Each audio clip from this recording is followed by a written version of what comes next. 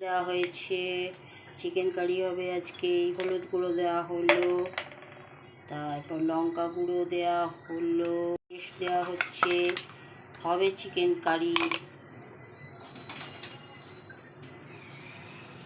অল্প লবণ, চিকেনটা আদা রসুন ধনে গুঁড়ো জিরে গুঁড়ো লঙ্কা গুঁড়ো অল্প নুন চিনি দিয়ে পেস্ট করা, এই যে একটু ম্যারিনেশন করে রাখা হচ্ছে। তারপর আমরা ফিরে আসছি, রান্নাটা দেখাবো। বন্ধুরা, আজকে রান্না হবে চিকেন কষা। এই যে এখানে আলু ভাজা হচ্ছে, এটাকে লাল লাল করে ভেজে নেব।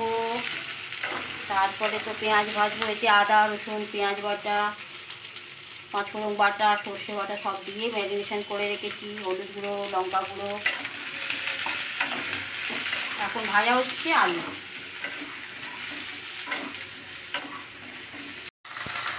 বন্ধুরা, এই পেঁয়াজটাকে লাল করে ভাজা ভাজা করব। আলুটা ভেজে রেখেছি, এটা হবে চিকেন কষা। টমেটো কাটা আছে, এটাকে লাল লাল করে পেঁয়াজটা ভেজে নিই। তেজপাতা লঙ্কা সব দেয়া আছে। বন্ধুরা, পেঁয়াজ বেশ সুন্দর লাল লাল করে ভাজা হয়ে গেছে। এবার টমেটোটা দিলাম, টমেটো দিয়ে একটুখানি নাড়াচাড়া করব। টমেটো দিয়ে নাড়াচাড়া, আমরা তো বেশি তেলে রান্না করি না যদিও। এবার এইটা চিকেনটা এতে দেবো, দিয়ে এখন 10 মিনিট মতো কষবো। 10 মিনিট মতো কষে তারপর চাপা দেবো। তারপর আপনাদের রান্নার পর দেখাচ্ছি। এটা 10 মিনিট মতো এখন কষবো, সুন্দর করে কষবো। ভালো গন্ধ, খুব সুন্দর গন্ধ বেরিয়েছে। কষা হয়ে গেছে, এই জল ছাড়তে শুরু করেছে। আর একটু কষবো, কষে তারপর আমি এই আলুগুলো দেবো, তারপর সিদ্ধ হতে দেবো জল দিয়ে। আমি কিছুক্ষণ পরে আবার আপনাদের দেখাচ্ছি।